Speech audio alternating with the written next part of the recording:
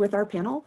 The first topic that we're going to be talking about is the winter storm that impacted students who were highly mobile and at risk, and every Texan across the state. As it was freezing, the power was out and the water was off. And so there were severe implications for our students and those that we serve, and wanted to make sure and provide some updates for you today. So first off, I have a question for Cal. Cal, are there any specific resources that were available concerning the winter storm that we need to make sure and highlight for the audience? Yes, thank you, Kelly. Before I dive into the resources on the next slide, I first wanted to share that our thoughts are with all our LEAs and ESCs across the state, given all the challenges that we have faced this past month due to the unprecedented winter storm. We know that over the next few months, we will continue to learn more about the lingering effects of both COVID-19 and the severe winter storms on our LEAs throughout the state. And so I want to thank everybody that has joined us today for their dedication to serve our students and families during these challenging times. So here on the next slide, you'll see that in response to the February 2021 severe winter storm, the Texas Education for Homeless Children and Youth program did develop and release an FAQ entitled the 2021 Severe Winter Weather Guidance for Students Experiencing Homelessness. I don't know how many of y'all are aware that TEA actually has an emergency report support, inclement weather and disaster information website, which we've included in this link. So in the future, if there's any response to any other disasters or weather information, it will be housed here on this website. And so we wanted to direct you to this great resource. The FAQ included has 9 commonly asked questions to better support our LEAs and McKinney-Vento liaisons to identify and serve our students experiencing homelessness that were impacted due to the winter storm. This FAQ and other severe winter weather resources can be found here on this webpage, and we've included the links directly to the resource and the TEA webpage. And when we go here to the next slide, we wanted to kind of share some of the highlights of the disaster response documents we provided. So we wanted to remind all LEAs that during a time of crisis or disaster, you should always have a process in place to assess students' housing situations. All LEAs are required to identify students experiencing homelessness. They should develop an audible process to support identification and program services. And identification and coding does not carry over from year to year. And so as we learned earlier this year, a disaster or weather response is needed at any time. We never know what Mother Nature has in store for us. And so work closely with your district leadership to see what their disaster response plan is. And is there something included for families who may lose their housing due to any disaster that may occur? So we really want to encourage you to step back and look at the current disaster response plan that's in place in your district and work with your leadership to ensure that at a time of crisis, right, there are several systems in place to work with our students and families that may have lost their housing. Some key information that's also in the FAQ talks about how McKinney-Vento liaisons should take the lead in facilitating the identification and enrollment of students who were displaced by the severe winter storm, and really taking a look at the policies and procedures in place for students experiencing homelessness. And we know for a lot of districts, there may be disaster response for those who are closer to the coast due to hurricanes. But as we know, Texas experiences a majority of inclement weather disasters. We have throughout the state, you could experience a tornado, a wildfire, a hurricane, the inclement weather. There are many situations in which this could impact our students and families. In addition to that, we've also included some guidance on substandard housing, guidance and criterias that will help you to assist with the identification of students and families who may be McKinney-Vento eligible. And then we also provided information about funding resources to help support students who are identified. And a big key takeaway is that all districts do have a Title I Part A homeless reservation that can be used to help support our students and families. And then we also provided information about our current school districts and ESCs that either have a Texas Education for Homeless Children and Youth grant or an ESC capacity grant. And then lastly, on the resource, we also included who you can contact for more information, either with TEA or also our technical support center team that's located at Region 13. We provided their contact information, and they're always there available Monday through Friday from 8 a.m. to 8 p.m. to help with providing any technical support regarding students and families that may have been impacted by the inclement weather. So Kelly, this is just some of the information I wanted to share. I'm glad we were able to get this FAQ out quickly and out to the field. And like I said, I was unaware that we had this TEA webpage for weather and disaster response. So I wanted to share that with everybody here today. That's great. Cal, thanks so much. Those are just great resources, great reminders concerning identification, and then where folks can go if there is another inclement weather or disaster or crisis on the webpage. Great updates. Thanks so much. Julie, now turning it over to you. Is there anything else that's important to stress from a mental health perspective in light of the winter storm? Anything that we want to make sure and remind folks of today? Absolutely. Thank you. We move the slide forward. We'll talk just a minute about student mental health and some of the considerations that you might have, right? You know, we know we've all been through a lot with COVID-19 and trauma experiences. And so we're aware of the impact on learning as we've been working through this all year. And now we've had the winter storm and just remembering the concept and thinking about how our traumas and our stress experiences can be compounded. And when that happens, we might see, you know, additional stress and some overwhelm. Cal talked about the housing issues and the food insecurity. And then we think about, you know, our families who are experiencing where to go, where to live. We've got job losses and other social determinants of health there that we've talked about with the stressful situation. So just keep that in mind as we keep that in the background of our work with the students that are coming back to us and are with us now. And then moving over to the little green computer and adding on to what Cal talked about the resources. It is so important in the disaster situations that we keep mental health in mind.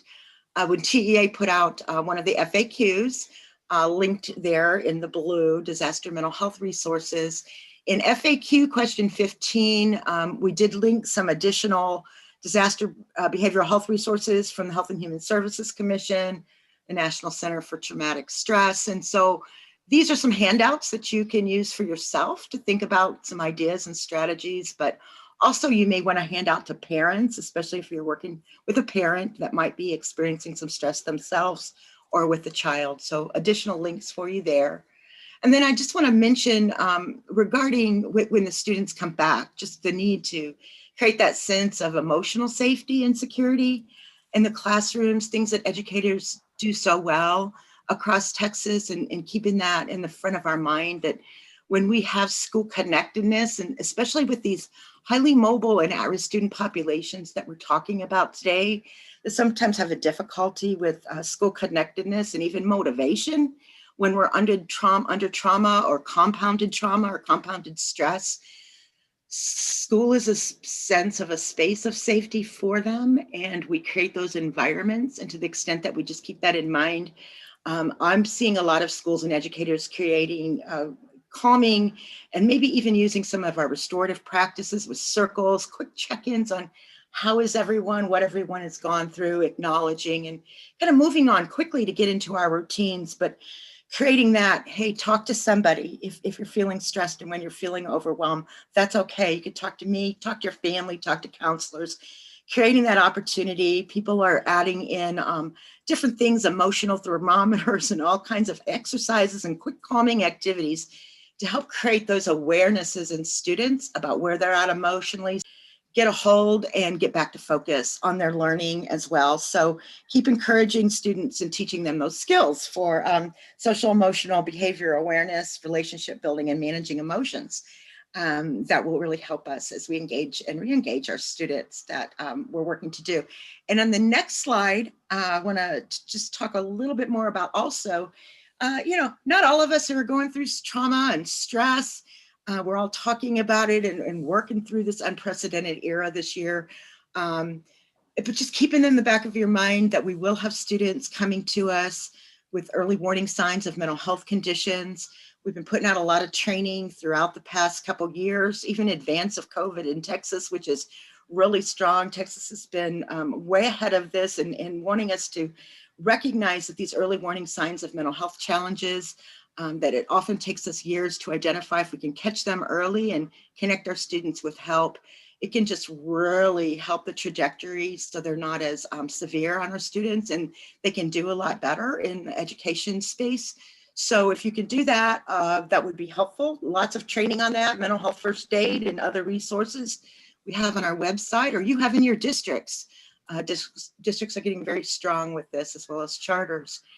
But also under that question mark in the orange, I just want you to keep in mind that we all should look in our school and have conversations in our school and understand what our procedures are for referring students for help.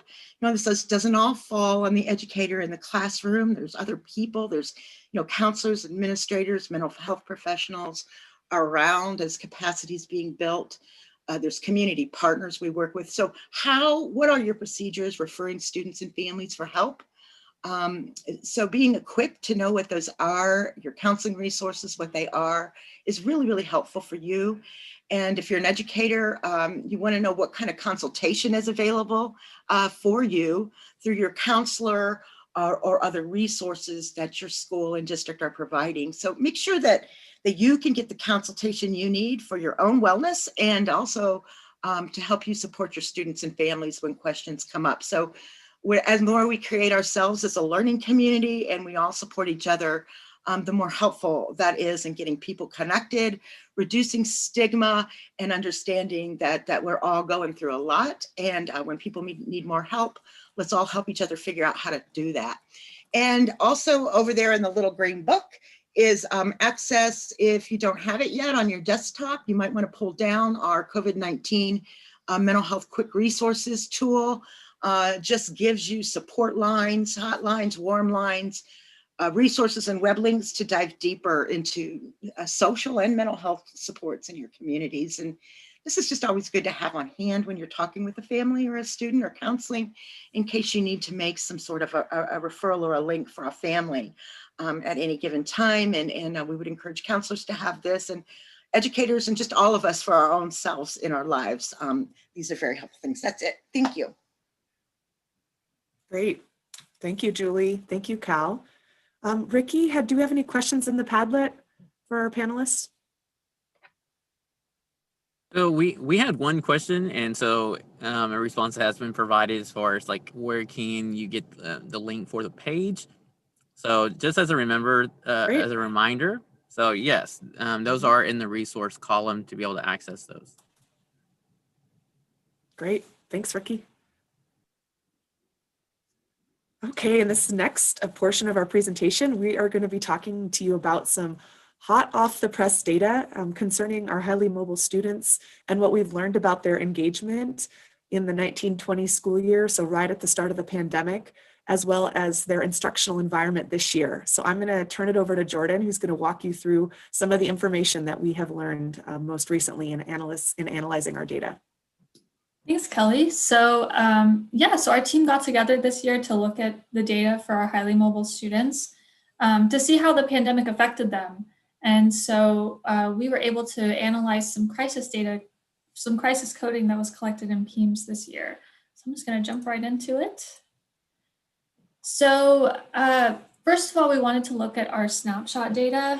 So this chart contains the snapshot data for October of 2019, which was pre-COVID, and also October 2020, which was in the midst of COVID. So here we have our highly mobile students. So we looked at our foster care, homeless, and military students, or military connected students. And we also had some at-risk and economically disadvantaged numbers, just for some comparison purposes. As you may notice, the trends indicate a decrease in identification overall.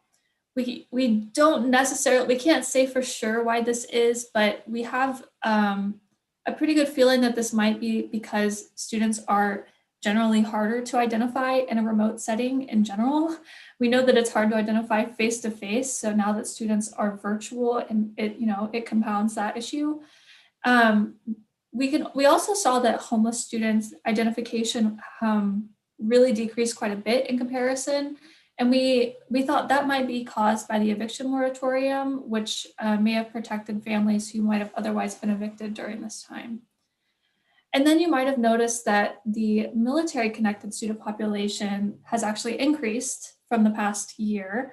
And this is because of the addition of 2 PIMS identifiers. So in 2019, the definition changed of who was a military connected student to include students of veterans, as well as students who had parents who have fallen in the line of duty.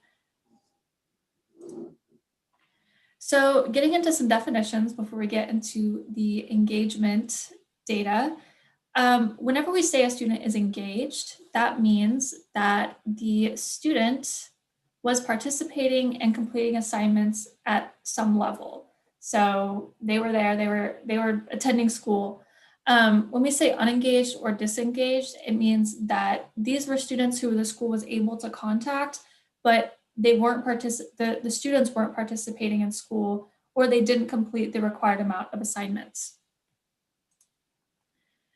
Now, not contactable or uncontactable students are the missing students. So when you hear about students that are missing, this is that definition. These were students that LEA staff were not able to make contact with in the 1920 school year. And so the LEAs didn't know their whereabouts and they were unsuccessful in making connections. Okay, so this is our first graph, and we took that engagement data and put it in here. So we're looking at the status of our students in the spring of 2020, whether or not they were engaged, whether or not they were contactable. Engaged, not contactable, and not engaged. We separated those 3. So as you can see, when we compare our highly mobile students to the not highly mobile category, which is the purple bar that you can see, generally they were pretty engaged relatively whenever we compare to the rest of the student population. And this is really like a great indicator that shows that, we know our staff worked very, very hard. LEA staff worked very, very hard to keep these numbers high, to keep our students engaged. And it definitely shows here. So kudos to you, and thank you for all of your hard work to engage and locate these students. The data has indicated that your efforts have been successful. So yeah, they're doing relatively well. None of our students had under 80%. We tended to notice that homeless students tended to not fare as well as our other highly mobile students. So as you can see, about 5% of our homeless students were missing, and 15% of our homeless students were not engaged. So we still have a little bit of work to do to locate and engage our students. That's indicated here. I mean, we don't want to be missing any students, right? We want all of our students to be engaged. And again, we notice that military is a bit of an outlier here. They're actually more engaged than the general population. So we can't necessarily say why this is, because the data is so, it's very broad, and it doesn't really look at, the intricacies of families and things like that. So we just have noticed this trend in military students overall. Okay, so this is a closer look at our disengaged and our uncontactable students. So this is the same data from the last slide, but we kind of turn it on its head, and because we wanted to see like just the percentage of students who were not participating in school at the time. So here we can see that 20% of homeless students were not participating in school during the spring of 2020. And then foster care and economically disadvantaged students hovered at around 13%, while only 9% of students were not participating, or in the general population, 9% of students were not participating in school. So it's interesting because when we take out the engagement numbers and focus in on, the students who weren't participating in school, we can really see, where that data is and how we can support these students. Okay, so I know this is maybe a lot. So if you have any thoughts about this data, go ahead and type them into the Padlet. We are really interested to hear your feedback and, why is this data how it is? If you have any questions, leave them in the Padlet and we'll definitely get back to you.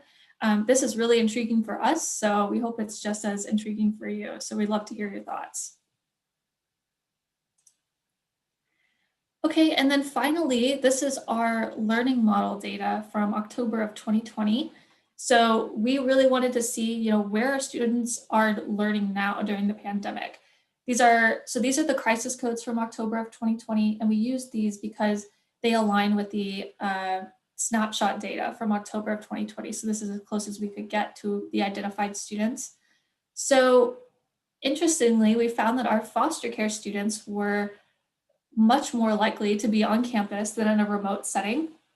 Homeless students and military students have similar learning models compared to all other students, but again, they tend to be slightly more on campus than remote. So yeah, this data is super simple and kind of easy to collect, easy to read, but it's so incredibly useful. Because we're looking at this data at such a high level, we couldn't necessarily say why students are choosing these learning models, but we will be able to use this information when we're considering where students may be learning and how we're going to meet their needs where they're at, like physically where they're at. So it's really great and really useful. So we'll also keep this data on hand in order to determine later, like maybe there's a connection between learning models and academic achievement in the future. So this is a great example of something that you can pull and really use, even though it's very quite simple data. Okay, I'm going to turn it back over to Kelly to start us off on this next section. Yeah, thanks so much, Jordan. And like Jordan said, we are sharing this with you because it's what we know up to this point at the state level based on data that we have, but also to highlight some of the type of data and information that you also want to be looking at locally. As we think about the American Rescue Act and some of the funding that's going to be coming available to our state and available to each of you within the LEAs, we want to be thinking about our data and our data use and using our information, knowledge is power, to advocate for our students, to lead, to highlight what we're doing and to highlight the needs of our kids. And so there's a lot to think about concerning data and data use, and it's critical for our programs and those that we serve. And like I said, communicating the success of our programs as well as the needs of our students. And it's also necessary for identifying and tracking and monitoring ultimately our progress. And so whether you're a whiz when it comes to data or it's an area where you're less comfortable, this is an area that we want you to be working on and working with to communicate about your work, to monitor its effectiveness, and to advocate for your students, your programs, and the important work that you do. So in this next section, we're going to take a deeper dive with the application of the information that you just heard about. So go ahead and go to the next slide, Jordan.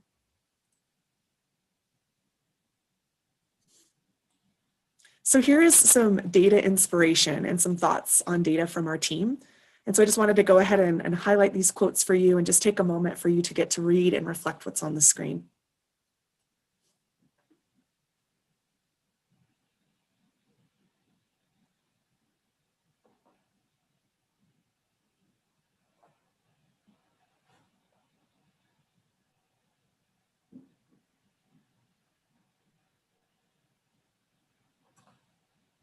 And I would encourage you also to think about, what is your why with data?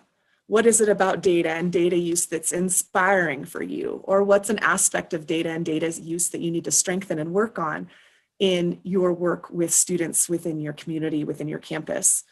So it's important to know the why. And we use this information to stand up for our students, to identify strengths as well as needs and speak about them in an informed way that is respected and heard by those that we work with. And so I would encourage you to think about your why. And as you take some deeper dive into data and you hear the next part of this presentation, that you would formulate your own thoughts around data and any areas where you want to implement some new practices, some new strategies, and work on some new elements of data. As well as if you have anything to share with us, like, man, throughout what you guys have shared, here's some ideas that I have on things that we could be looking at or things that we could be using. Please do drop that in the chat because we'd love to share out on that information as well. And so with that, I'm going to turn it back over to Jordan. Jordan, could you share a little bit more about our process for identifying and collecting and analyzing the data? And in this audience, I really want you to hear what we did and think about how you can also apply that locally and use that same type of thinking and process as you look at and analyze your data. Okay, great. Thanks, Kelly. So yeah, just going through our process for gathering the data that you just saw, we really wanted to share how we got to that point. Because it was a lot of work, it was a big project, right? And to come out with something simple is actually quite complicated. So to start out, we wanted to, we had to find a purpose. And our purpose ended up being that we wanted to understand how the COVID-19 pandemic had affected our highly mobile students specifically. So we had our focus, and we knew that we wanted to compare these to all students in Texas as a general population. Then we spelled out our intent. So we wanted to find trends in engagement. We wanted to find the non-contactable status of our students. And we also wanted to see where our students were, the current learning models. So from there, we were able to develop a general hypothesis. We had a feeling that our students weren't engaged. And so that's kind of, the general idea that we went in with. We didn't necessarily write the hypothesis down, but we all kind of, from all the stories that we've been hearing, we kind of assumed, highly mobile students were probably less engaged and less contactable than not highly mobile students.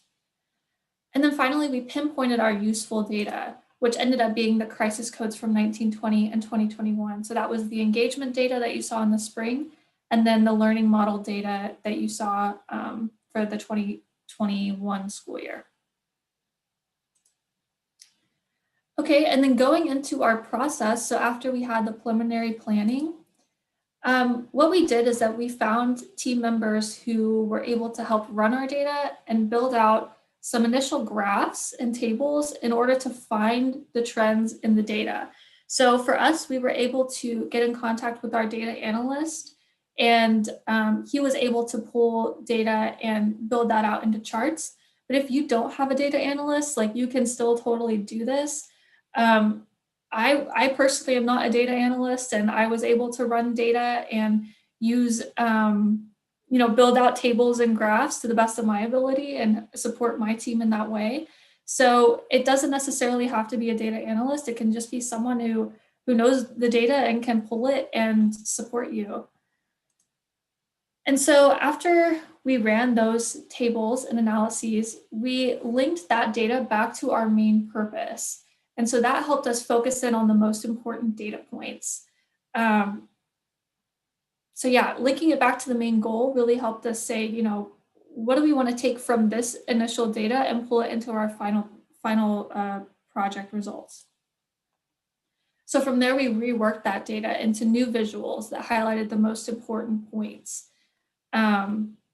It's important because the first iteration was not the last. We had to really, they call it massaging the data. We had to really get it to look nice and make sense and really simplify it so that someone going in can understand it immediately. And then finally, we discussed the final product as a team. So getting everyone's insight on what the findings meant to them. So this was able to give us a story, basically, asking everyone from the team, what does this data mean to you? What's important really helped us build out the narrative for, what were we going to highlight whenever we talk about this data? Because there are so many different ways to view the results that it's really important to pinpoint that, that main story down. So yeah, that's everything for the process, Kelly. Great. Thanks so much, Jordan, for walking us through our process and some of our learning. Cal, can you share with us some ideas for how local school leaders can use their information to spur data use locally and identify and support their needs of their highly mobile and at-risk students? Give us some practical LEA examples and application. Sure, thanks, Kelly. So I just kind of want to build upon of what we've already seen regarding the data. Data really should be part of the foundation when we're looking at what are our current policies, what are our current procedures, to look at how can we help not just to ensure equitable outcomes, but are we providing equitable opportunities for our students? And so I kind of just wanted to start off with that statement, right? We always focused on the outcomes, but are we providing equitable opportunities for our students to be successful? And so data is, it's really a universal language. We can come together, look at the data, and then tell the story as what was reflected earlier about our students experiencing homelessness, having the highest percentage of not being engaged and uncontactable. But then what do you do with the data? So I'm going to talk here a little more about utilizing data in this section for strategic planning. And so that starts off with determining what data reports, right, will assist with informed decisions to support, either development or revisions of current policies and procedures, identifying the needs, program implementation, interventions and progress monitoring, and also staffing and supports. And so this can apply to any of our highly mobile students, our students experiencing homelessness, our foster care students, our students that are military connected, our students that are receiving pregnancy related services, or students that may be receiving or identified for multiple of our highly mobile and at-risk programs. Because one advantage that you and the audience have today, that our school districts and our ESCs have the advantage is you have access to real-time data. And so, for instance, the data reporting that we showed to you earlier, at the agency, we have to wait for our districts and ESCs who help support that to submit the PEIMS data during the PEIMS submissions. And then the data needs to be reviewed, unduplicated, and processed for us then to review and tell the story on a state level. But those of you in the audience, you can access your student data in real time. And so that's a really important advantage that you have. And so I know when you look at all this information, you're thinking, well, I don't really do a lot with the data. And so I want to kind of share with you that it takes time to build out data reports, as Jordan had referenced, right? We ran some data, we looked at it, we needed to see what it was telling us. Do we need to modify the parameters of the reports? So I want to share with you to have a vision for the data and what information are you trying to identify. That is really the starting point. In addition to that, then what data reports are available at your school district, charter school, or ESC? So come up with your vision, like here is some information we'd like to see. What is already available? And can we build upon that, or can we customize it to identify specific changes in identification, gaps in services, academic and other services that are needed to support our students and families? So here, when we go to the next slide, this breaks it down a little more when we're looking at program components for your reports. So if you do not have any current reports that have been created, I think we need to go back a couple of slides. We always want to start with a basic report. So here I talk about a student demographic report. And so that could be a report that just gives some basic information. So I'm going to use students experiencing homelessness as an example. The student's name, ID number, grade level, date of identification, date of enrollment into your district, what campus they are attending. And so then that takes us to campus or district enrollment reports that you may have access or want to create, really breaking down, looking at the number of students that have been identified as foster care or as experiencing homelessness, receiving pregnancy-related services, or military connected by campus, and then look at it overall to the district enrollment reports. And the reason I say that is I've had homeless liaisons reach out to me in the past and say, Cal, can you help me? My superintendent is asking why we went from identifying 800 students one year to 1,200 students the next year. Why is it this large, jump in identification? And so that's when I always provide the counsel of, well, what did your overall district enrollment look like? Did it increase by the same percentage of the number of students experiencing homelessness? Because we always look at the number, but we should also look at the overall percentage of identification of, for instance, students experiencing homelessness and their non-homeless counterparts. And that's some of the data that we looked at in some earlier slides. In addition to that, what does the student population look like? Is it a majority of students enrolled in our elementary campuses or in our secondary campuses? Because again, that will help us to determine what do we need to focus on regarding our policies, procedures, and program supports based on our student demographics and the age of our students.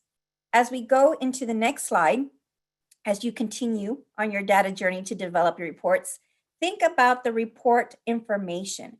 What do you want to see in these reports? There should always be, these are some must-haves in the data we feel that are very important. And then in working with your, whether you have a data analysis, who can help you with that within the district or the ESE, or if it's on by campus level, what is the information that you really would, are must-haves, and what would be nice to have? So basic information, and then what is the additional information? Because those could then be created in subsequent reports. And so when you're looking at that information, then the next step would be, who do I need to collaborate with to go ahead and develop these reports? And so when I talk about that, I'm thinking of our other special programs. So special education, gifted and talented, our English learners department, because they may have some reports that are already created and could just then be modified to then specifically add students experiencing homelessness or students who are in foster care, or students who are military connected or receiving pregnancy related services. So that collaboration of who do I need to work with on a district level or a campus level to kind of help with these reports? Because if something has already been created or is in place, and that may be all you need, or you might just need to make a few tweaks. And then in addition to that, report access. So if there are some reports that are available, do you have access to them? Or does your supervisor have access to them? Or can you gain access?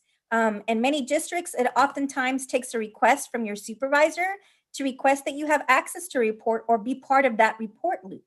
And then if there's special reports that are going to be customized to your program, ensuring that either you determine a cadence in which you receive those reports to review, or again, that you are able to access those reports like on a special drawdown program. So these are just some of the components to think about, to go back to your district and work with your staff to say, what kind of data do we have access to? And if we don't, what kind of data would we like to have access to? And come up with your why and build out why, again, working with your leadership to saying, how do we know we're removing barriers and challenges for students experiencing homelessness? If you don't have a way to kind of look at where they are at right now and where they need to be to ensure, for instance, on-time promotion and graduation. Gosh, Cal, thank you so much. This is such good practical information for the audience. And I just wanted to remind everyone, we'll have this presentation available for you so that you can go back and reference this. You can make notes on it and have it to look at these steps that we have walked through and be able to apply this practically within your school. And now I'm going to have a question for Julie. Julie, could you share with us some additional resources, anything else that folks might want to consider with data use within their school community, and then anything else specifically concerning mental health and assessing the mental health needs of students within the community? Right. Hi, Kelly and all team and everyone. I just want to say I marvel at the work that the team has done on the data analysis and the dives and what Jordan was able to put together, what she shared with us on all the charts and the graphs. It's that's really great when you can get to that point. And then Cal talking about how to use this data on a deeper level and get reports for special students. And if you could go to the next slide, please. I'm going to show you, for example, you know, for some of us, it's something that we might want to start out broad with and use some of our canned reports at TEA and the data, even on the aggregate level, that you might want to look at. And I guess I wanted to give that shout out to TEA and to all the LEAs that for years have built one of the greatest data collection systems and services in the country. PEMS, as you know, was a forerunner to so many so many education agencies around the state. And look at this here, you can get your 2020 student program special populations reports. You won't be able to do with it exactly without having the local information that Cal and Kelly and Jordan talked to you about breaking it down in that way. But at least you can start getting some nice top level information on your special populations, on your at-risk and highly mobile student groups, and all of these special groups through reports that have been posted by TEA just even this month, and get updates. And you can search these reports on these special populations by state, region, county, district, school, so that you can just start getting access to that information yourself at a high level, which is really nice for someone like me who enjoys the data and is working on the charts and graphs part.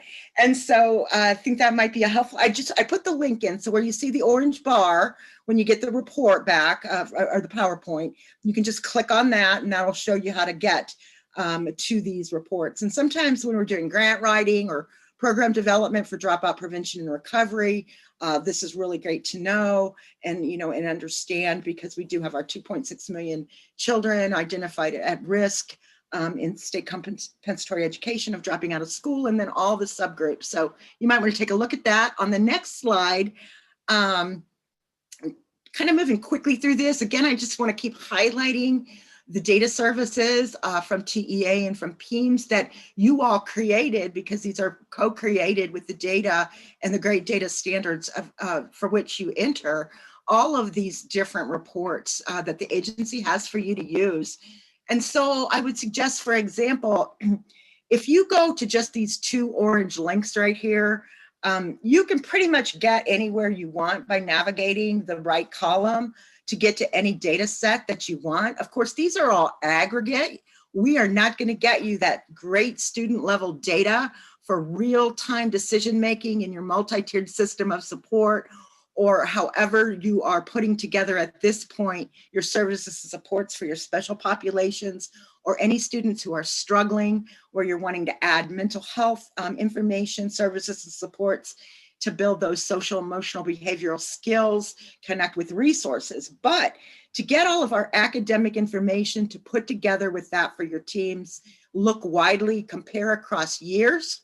That's one thing I like is that you can look back at your academic performance across years with every age group broken down by demographics and special population groups and all of your grade levels over time, which is interesting because then you can monitor your changes that you've made in your services and supports and your professional development and see how you're coming along. So I enjoy these reports, and I would hope that you might click on those links and just do your own data journey.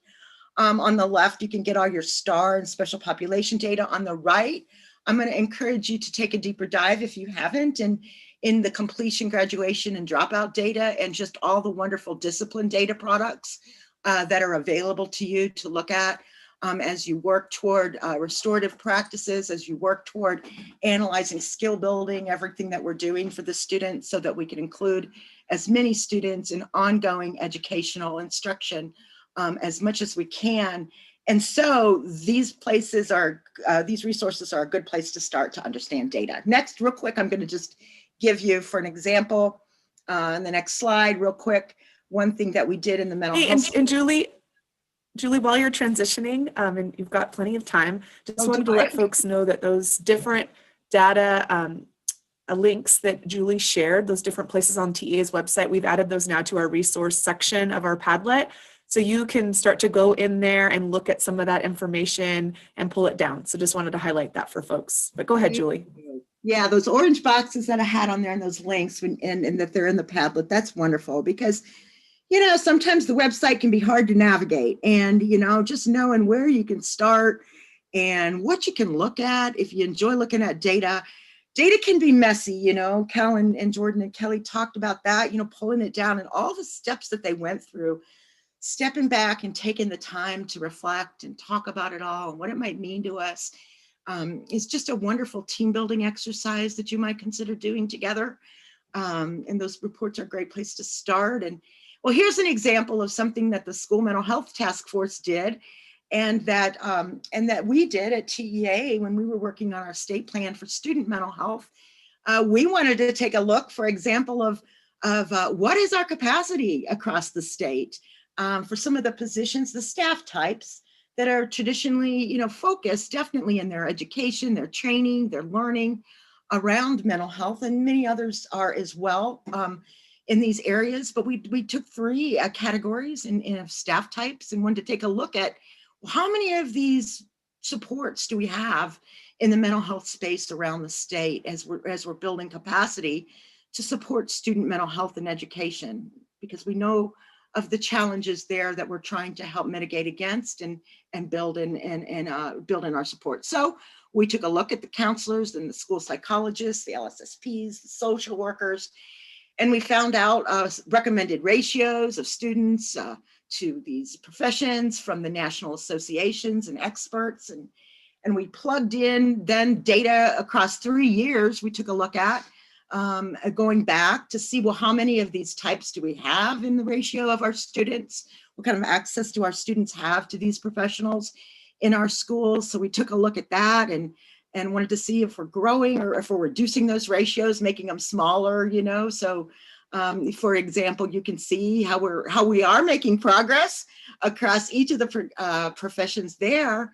And we very much appreciate that. And I think that the schools and the students would appreciate that, that we're seeing that narrowing of those ratios, which means students are getting more access to services and supports. And then when we look at the total types, we also have that over to in the right set for 3 years of the total number of staff types in our Texas schools for these different professions.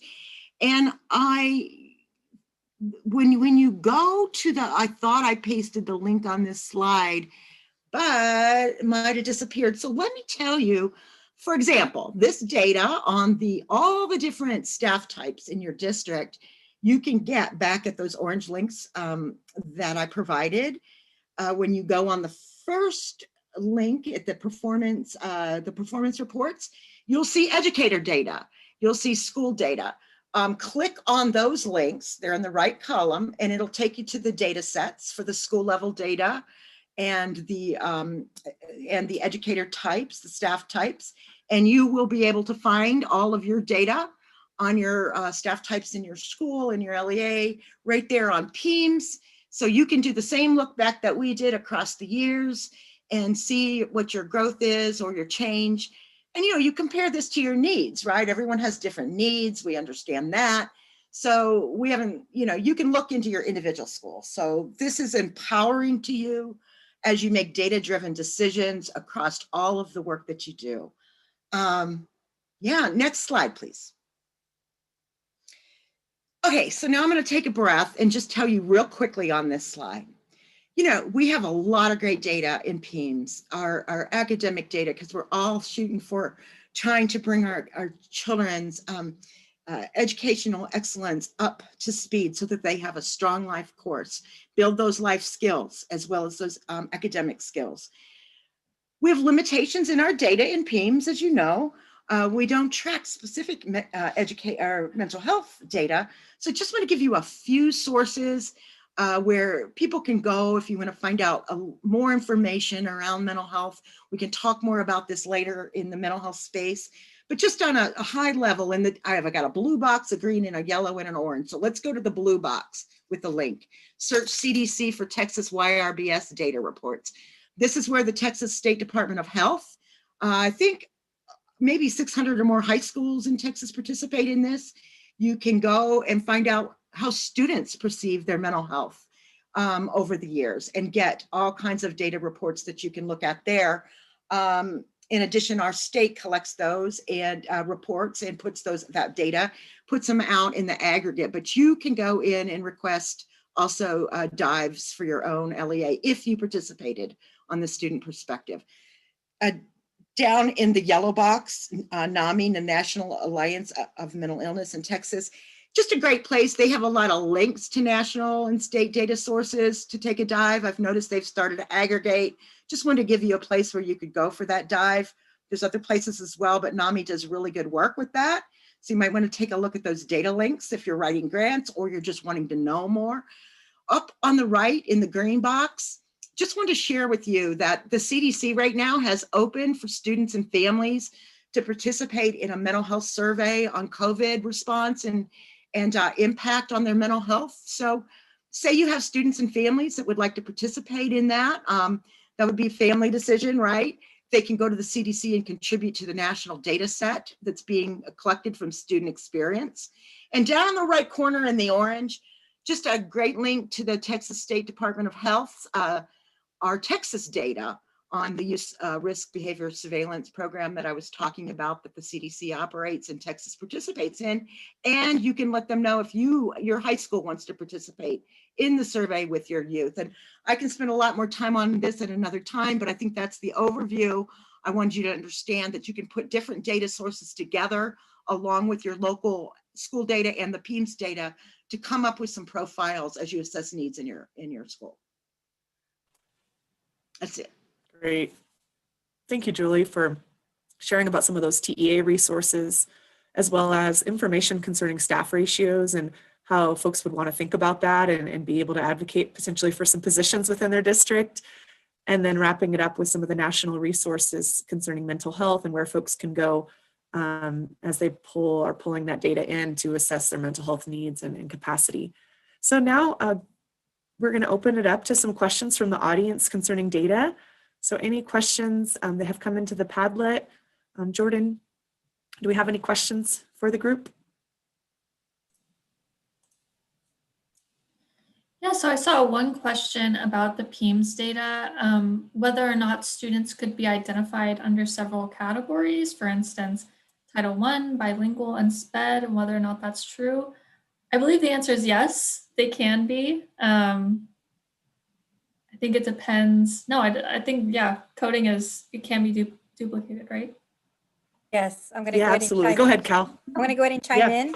So I definitely saw that in the Padlet, and you can actually work with your PEIMS district coordinator or ESC PEIMS coordinator to pull a report of students that are duly identified for multiple programs. And so I'm going to go ahead and share from my experience as a former homeless liaison, and that I was able to have a report that was specifically for all my students experiencing homelessness and was also duly identified for special education.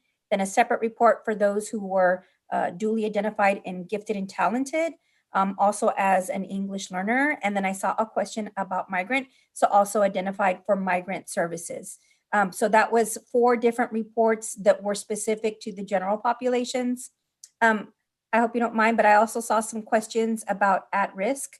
So I was able to develop a report to ensure that our students who are experiencing homelessness were also coded as at risk because they meet one of the at risk indicators. And so that would confirm that they were coded for both.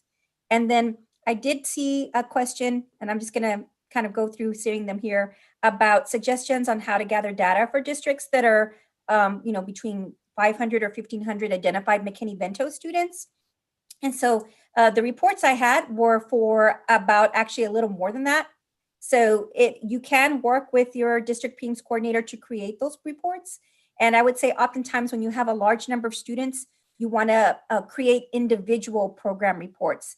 As I said, one for each special population, one specifically by grade level, one that was specifically for identification at each campus, so campus level reports. So you can just work with your PEIMS coordinator to let them know there's going to be many entries, and maybe they might create a report that has multiple tabs. I know Jordan and I have worked together on several large reports that have a lot of entries, and it's also about building how they can sort the data. And Jordan, I didn't know if you wanted to talk a little more about, as we built some reports together, how you incorporated, to be able to sort within the spreadsheets to kind of help with these larger reports and looking at the important identifiers that we were looking at. Yeah, I think it's a matter of like getting familiar with some of the functions in Excel and really knowing how to sort through your data to find the most pertinent information. I wish I could just jump into Excel and show you how I did it right now, but unfortunately I can't. But yeah, being able to sort, for instance, like, how many students, like, do schools have greater than 0 students identified, or do students have 0 students identified? you can really sort for that data within Excel and find your answers to those questions very quickly, even though it's a really big data set. And I referenced to Jordan because Jordan helped me with developing some reports for our grant competition that we're going to talk about, and also looking at identification across the state. And so maybe I'm not as suave in Excel as Jordan is, but Jordan has helped to teach me and become stronger when it comes to that and looking at larger reports. So even if you're not comfortable with it, if you partner with the data person who is, you'll be able to kind of work together to build those reports. Jordan and I have also talked about looking at the data, and kind of it takes multiple people coming together to kind of articulate what are we seeing in the data. And that's also a partnership within itself. Jordan, I didn't know if you wanted to share a little more about that as well. When you were working with a data analyst as well, they help support with that too. Yeah, talking with people who know about, how to read the data, and, sometimes it's not exactly clear, but talking through it and saying, oh, I noticed this. Is that something that you also noticed? And, finding the little pieces, the little gems within that are important to your team specifically. It's really useful. It's definitely a collaborative effort, and everybody can bring something to the table. Definitely. Okay, Kelly, do we That's have great. any more Excellent. I think that we've covered questions in the Padlet, Okay. but just really appreciate what you all shared, and echo just the sentiment of really working together, leveraging your team strengths, and coming together with your colleagues. And we're stronger together, and truly teamwork makes the dream work. And that comes to data as well. In our next section, we're going to talk a little bit about spring and summer planning, and that's really getting ready for another school year. And so with that, I'd like to turn it over to Cal.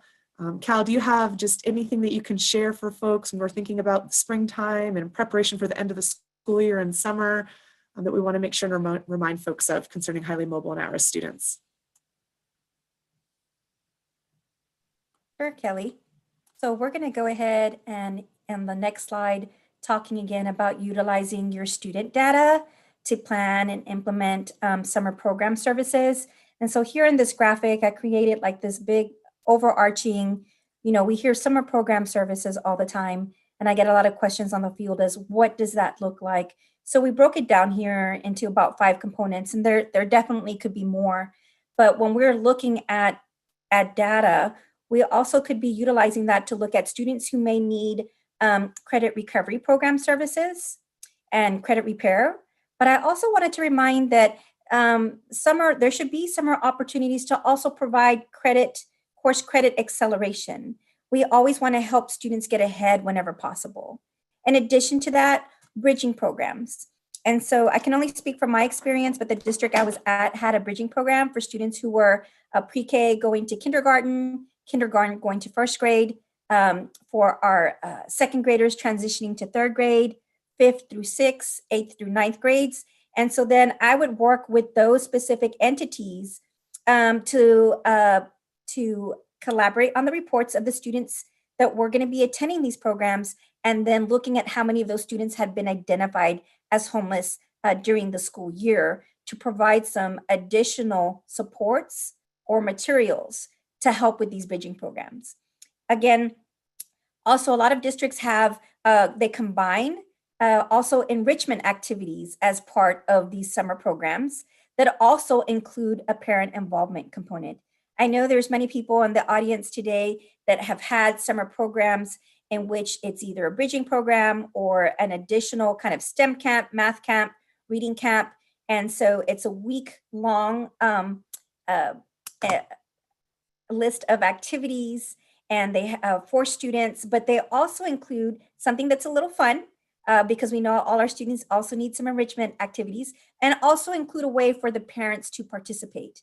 So these are some ideas to brainstorm on that you could start with. But again, it all starts with your data by identifying the students that would need this additional assistance. And we also want to keep in mind that Other opportunities could be also dual credit opportunities. And remember, I talked earlier about equitable outcomes also come to equitable opportunities.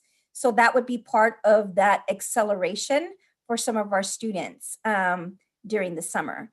And then when we go to the next slide, we also wanted to look at what are some key actions for success when you're utilizing data and planning for implementing summer program services.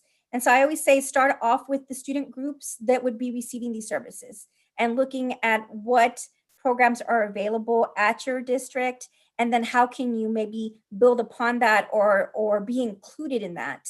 If you're going to build your own program, then you would need to also look at resources needed, a budget, staffing, maybe somebody to assist with data and running reports for the identified students and how those outcomes are going to be monitored, but also really coming up with clear target goals. So when I talk about clear target goals, I know you may have identified 500 students, but you may not have the resources to help 500 students. So really running that data to look at and kind of target the students that may need the most assistance or the largest number of students by grade level to provide that summer program services. And then incorporate a communication plan. So when you're working on your summer program services, who do you need to communicate with about the vision for what you would like to implement?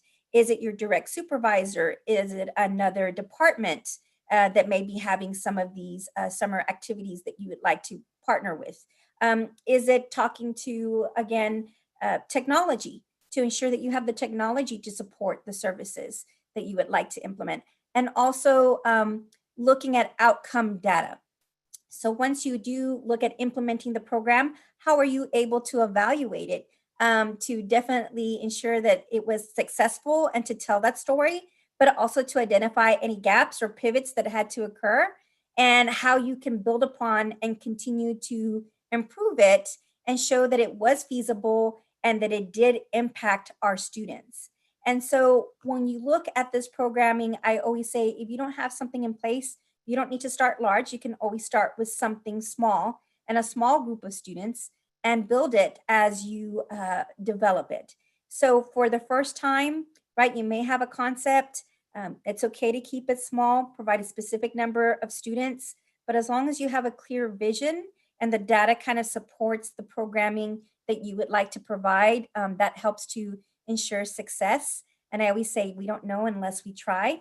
One thing that I also did want to talk about is around this time of year, also monitoring our seniors and seniors that may need to be meeting with our individual graduation committees to ensure for on-time graduation and see if they are experiencing homelessness or a foster care student receiving pregnancy-related services or a military-connected student, what additional supports can we provide them to ensure that they are successful?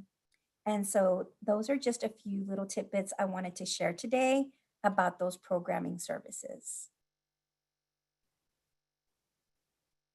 And I'm going to go ahead and hand it back to Jordan. Thanks, Cal. I think something may have happened with Kelly's connection. Okay. We're going to go ahead and jump to Julie to talk a little bit more about some summer and spring planning. Sure. All right. So summer and spring planning leads into the fall, and we're all working as well as we, schools do so many things at the same time, right? And we're continuing to plan for our spring, our summer, and our fall. And during this time, we're doing needs assessment. People are doing needs assessment kind of all the way along in many cases. And as you know, our needs assessment kind of drives our district planning, our LEA planning, our school campus planning. It drives our multi-tiered systems of support, our continuous quality improvement processes, all of these things. And so I've got this green, orange, and blue box. And if I really did this in a great way, like Jordan would with the tables and the charts, I mean, this would really be in a circle, right?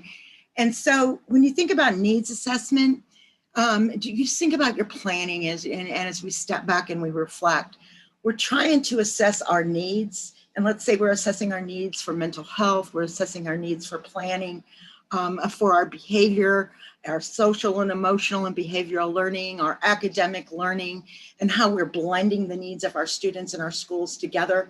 We assess this through multiple data sources, our safety, our connection to school, our engagement with school, all of these matters that help with our instructional process, which is our overarching goal that we want students to achieve. Like Cal said, we're looking at our seniors now and getting them to graduation. And so when you assess your needs and you develop your needs assessment that will inform your planning, think about all kinds of multiple data sources that you might use and bring into the process. Some people now, and I am reflecting back to what many of our LEAs are doing and some of the practices in the state going on, are using school climate surveys, for example, as a part of their needs assessment process to get that stakeholder feedback from educators and school faculty and staff, all families, parents, and students. And so these are great sources to be able to catch points in time that you can gather that data whenever it's being caught. If it's in October, many people are doing it, or in the spring. You can pull all of these things together as you're doing your needs assessment and planning. Just to think about also, many people are using focus groups because we want to bring our youth voice, our family and parent and guardian voice into our needs assessment. What do our stakeholders assess that we need for our schools with our services, our supports widely across our classrooms and our school communities? So focus groups and bringing in peers and students and families at different times in focus groups is a great way to do that. Some people are using screening already, and for academics and behavior and emotional dimensions as well. So we can talk more about that at another time. Also, as we're building out supports, looking back at your referrals, what kind of referrals are you getting for behavior? What kind of needs are you seeing there? And attendance and connection, and how are your interventions you put in place? I know for our at-risk populations, for homeless and foster care, for example, we do extra special interventions for the populations who are highly mobile and at risk. And how are those working out? What's our assessment of those? And how might that help inform our processes as well? And also then thinking about some of the things outside of school, when I was talking earlier about data sources you might look at when you're assessing the needs for your community that you serve broadly. You might look at your local mental health authorities. What kind of children's mental health needs are they seeing through the local mental health authority that we're working to partner with? What are you seeing through your emergency rooms in your community, your hospitals? In terms of admissions, we know that broadly through the country, the emergency room visits for children and youth are up, sometimes over 300%. So keep an eye on those kinds of factors. Maybe talking with your judges, your county judges, your juvenile courts and your judges. What are we seeing in the court system in terms of referrals and crime? These things matter as well because it might be able to tell us on the prevention and promotion side that we do in education, you know, how can we help with strategies as well? So all of the data sources together help inform your plans. So in your plans, you're looking at things like your mental health prevention work, your mental health work, you're looking at your dropout prevention strategies broadly, and then how you allocate your resources, for example, across Tier 1 broadly to support all students in classrooms with your strategies that you're going to use to be able to help meet their needs so that they can benefit best from instruction. So you can use your data from your needs assessment to inform your plans. Think about bringing in more data sources for your needs assessment. And then think about planning your resources and looking about what you need. For example, earlier I was talking about staff, right? I was talking about counselors and LSSPs and social workers and others that might support our educators in the classroom with consultation, or our families. So you might look at, do you have the multidisciplinary staffing that you need in your LEA and on your campuses to serve the needs of those student groups? So it's just a way you can play with the data and consider it as a team from your needs assessment to help drive your planning systemically at a high level.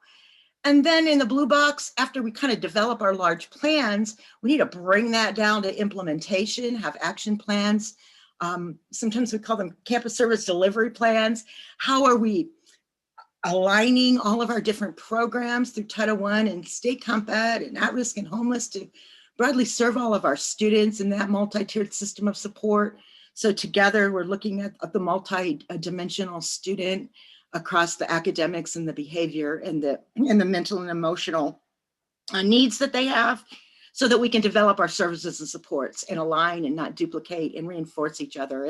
And then we collect a lot of data from that, right? Those interventions, what doesn't work, we need to get rid of. What does work, it's evidence-based practices, we need to bring them on board. And this is how we use it for continuous quality improvement.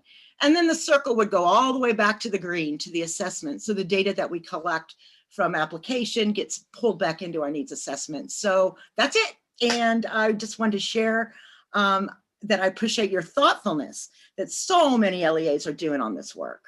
Thank you. Great. Thanks so much, Julie. And I do apologize, everybody. The power went out where I was and flickered for a moment. So that's why I disappeared from the meeting, but I'm back. Let's go ahead and go to the next slide. So here are some key considerations from the panel part of our presentation. So with the last 10 minutes, we are going to transition to program updates. But just as a reminder, we've covered some key things concerning disaster preparedness. We've also talked about data and data use, as well as provided some reminders and implications with that information for spring planning that will set you up for the summer as well as for the fall. So with that, we're going to go ahead and transition, and I'd like to turn it over to Jordan Brown, who will be talking a little bit about our Purple Star program for military connected students, as well as some new resources that are available.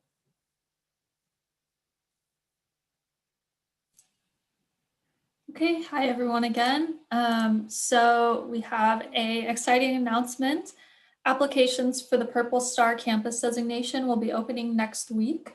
If you don't know what the Purple Star campus designation is, this is a recognition for schools who provide additional supports for their military connected student population. Your school doesn't need to have a large military connected student population in order to apply. If your campus just goes above and beyond to provide these supports for military connected students, or even if your campus plans to implement further supports, it's definitely worth applying for the designation. Campuses that receive the designation, they get a virtual logo that can go on your campus or on your school website. And then you also receive a virtual designation on the texasschools.gov website. So that's like searchable and findable by parents. So yeah, the applications will be open next week up until June 1st. So about 2 months to complete your application and submit it.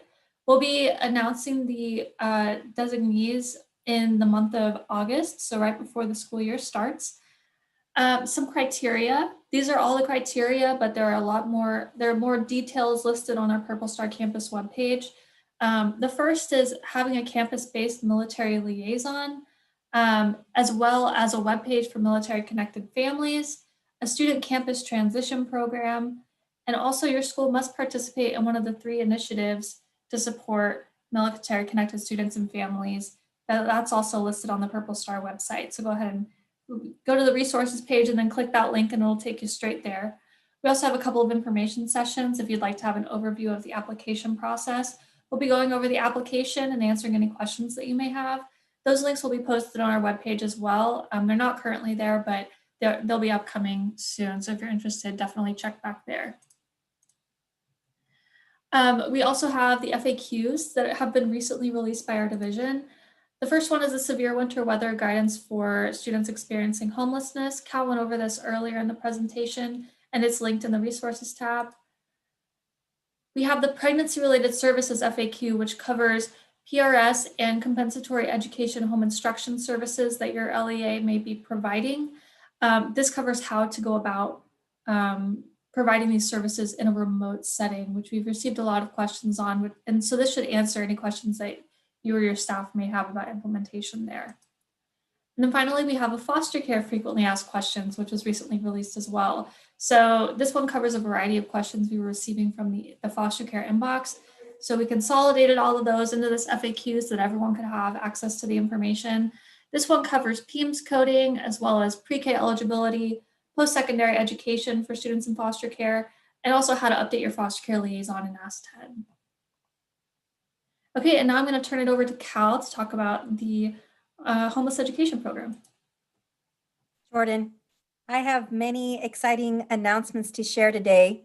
First, that our 2020 2020-2022 Texas Education for Homeless Children and Youth Competitive Grant has posted on the TEA Grants Opportunities page. It posted on Friday, March 19th. I wanted to share that LEAs and ESEs are eligible applicants for this competitive grant. We will have an applicant webinar on Wednesday, April 7th at 2 p.m. And this information can be found on the TA Grants Opportunities page. In addition, the due date for the grant is Tuesday, May 18th. So we have also published an eligibility list with projected grant amounts. And so if you will just go to our TA Grants Opportunities page and click on our TECHI grant, you'll be able to find all the information you need. And like I said, in the program guidelines is a link for the applicant webinar. And so we encourage anybody who's considering to apply for the grant to attend the applicant webinar on April 7th. And then here on the next slide, we're going to go ahead and talk about our Texas Education for Homeless Children and Youth Program Summit.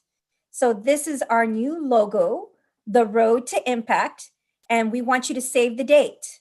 Our summit will be Tuesday, April 3rd and Thursday, April 5th of 2021. And yes, you are reading the slide correctly. Registration will be free for all participants. So we encourage everybody in the audience today. We also want you to encourage talking to your coworkers. We want as many people to come and attend our virtual network, virtual summit. It will be virtual again, 100%, and it'll be free. So this would provide a great amount of training about how to support our students experiencing homelessness. We'll have more information about registration in May. And in addition to that, we also want to extend the call for proposals for the presentation. There is the live link here. You can also go to the, was also provided in a newsletter. The deadline to submit a workshop proposal is Friday, April 16th. So we wanted to share this information with you. We will be notifying presenters in early May. So please consider submitting a call for proposals for the TECHI Summit. In addition to that, on our next slide, also wanted to share our TECHI program spring training schedule. Our technical support team at Region 13 has been hard at work developing several great trainings. As you can see, we have supporting seniors and unaccompanied youth experiencing homelessness with post-secondary planning and access, and we have that training on Wednesday, May 5th. We have the nuts and bolts of McKinney-Vento School of Origin Transportation, and we have one date in April and one in May.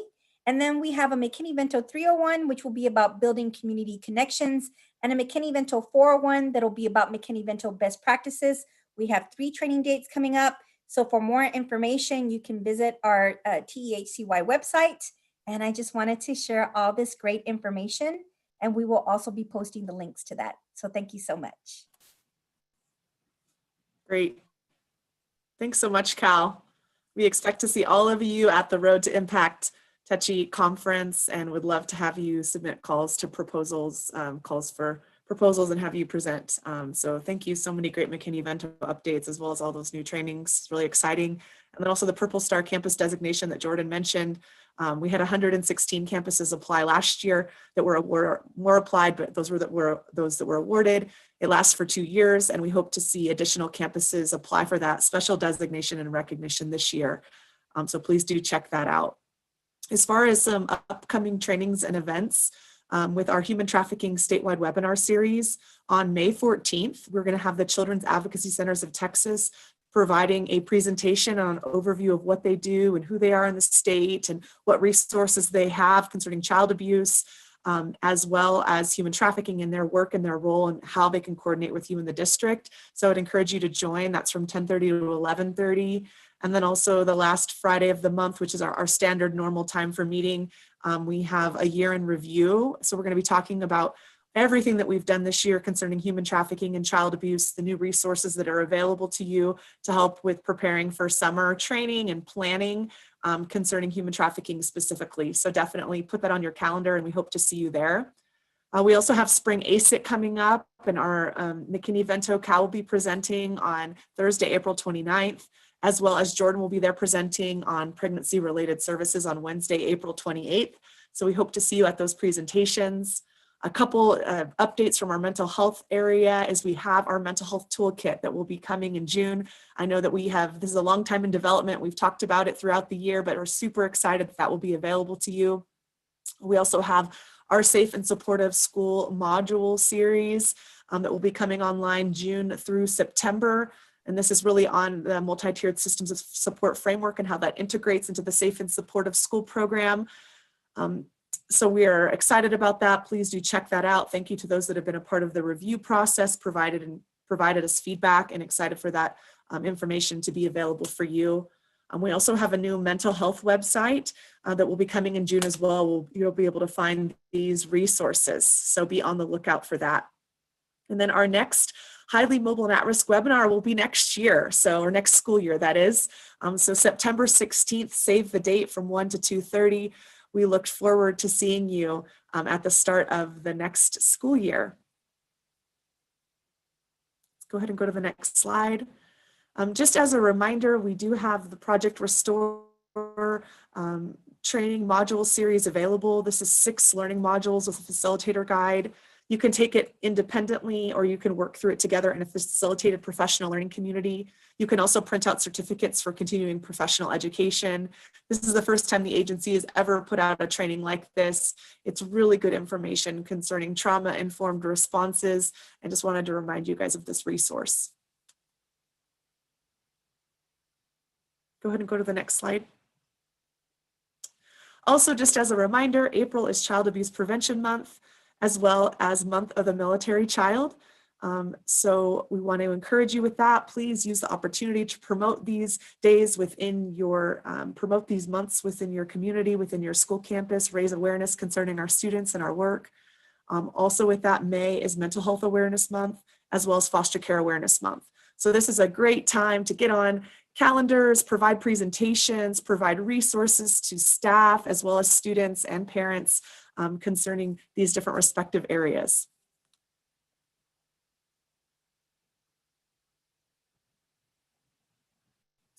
And just as a quick reminder of where you can find our division's information, on TEA's page on academics, you're going to go to that tab as is highlighted here on the slide. You are then going to go to special student populations and select highly mobile and at-risk students and mental health supports. That's then going to take you to our webpage, where you can find tabs to each of our individual program areas. You can also find our student programs webinars for all of our archived presentations from the past, as well as all of our program newsletters. And so we have strategically ramped up our messaging. We have an at-risk newsletter that goes out, as well as newsletters for each of our program areas, so that we are more frequently communicating with the field concerning our program areas. And all of that information is archived under program newsletters. So make sure to check out our website. Also, just as a reminder, we've got our COVID webpage with COVID specific resources. You'll find our highly mobile groups under special populations, and our mental health work under general supports. Here is our contact information. Don't hesitate to reach out.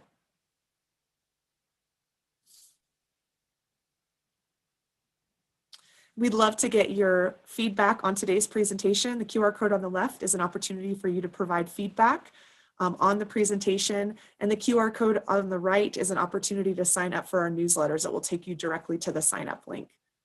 So we've got our last 30 seconds. Jordan, do we have any questions in the Padlet? Not that I've seen. Oh, I saw someone suggested that April is also Autism Awareness Month. So that's something to also. Oh, thank you for that. Yeah, but just Excellent. as a reminder, Thank we'll be sending out a Q&A, posting that on our webpage for any questions that we didn't get to today. So if we weren't able to answer your question, just check back there. That link is also in the resources page. Awesome. And with that, that concludes our presentation. Thank you everybody for all that you do for our students. Have a wonderful April and a great rest of your school year. Don't hesitate to reach out if you have any questions. And that concludes our presentation today. Take care.